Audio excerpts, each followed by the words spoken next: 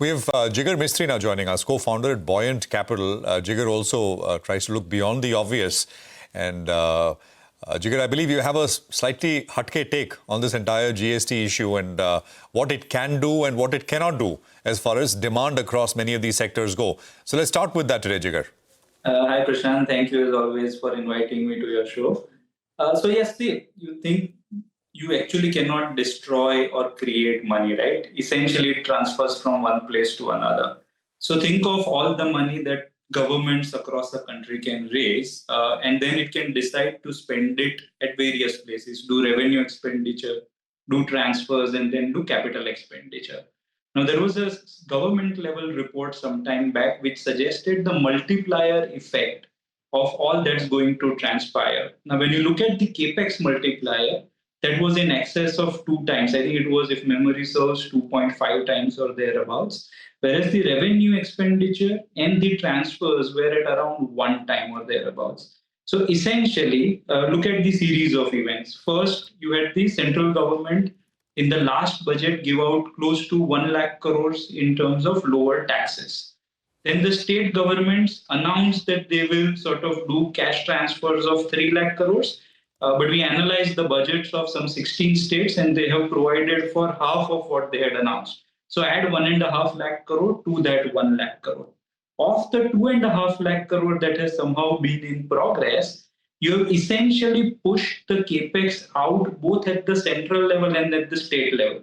The capex of these 16 states is down in the negative trajectory, what was going at around 30 or 40%.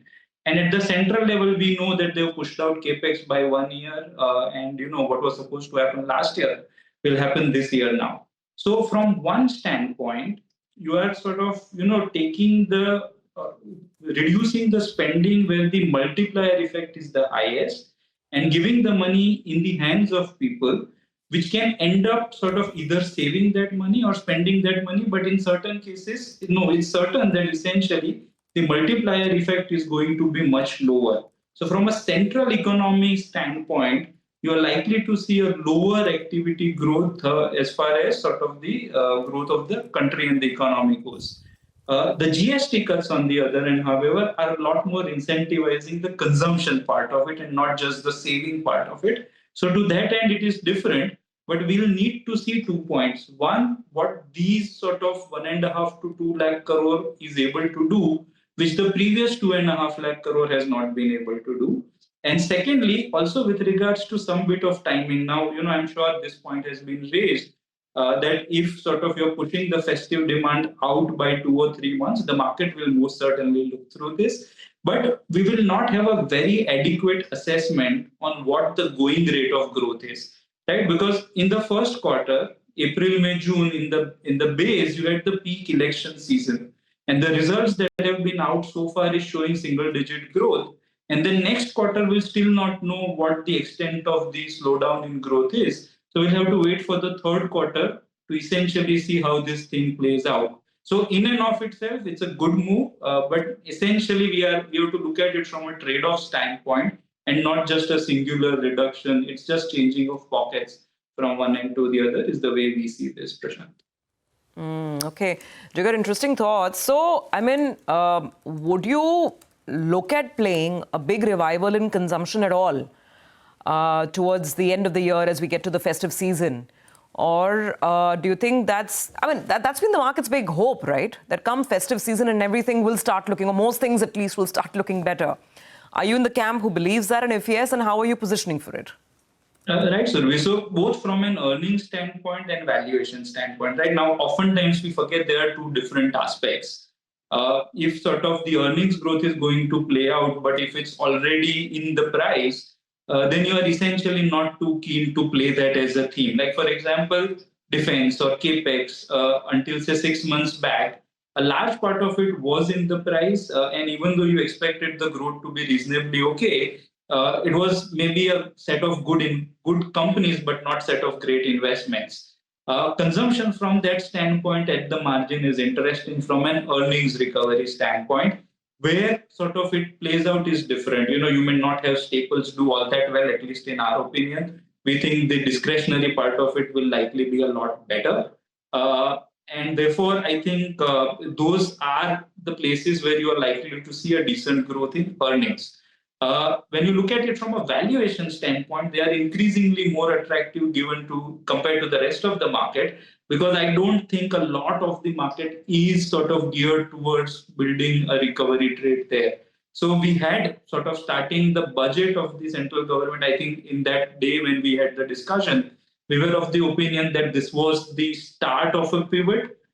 We see GST as sort of, the sort of pivot in the final cadence. And therefore, this will play out over the next sort of few quarters and years is the way we see this.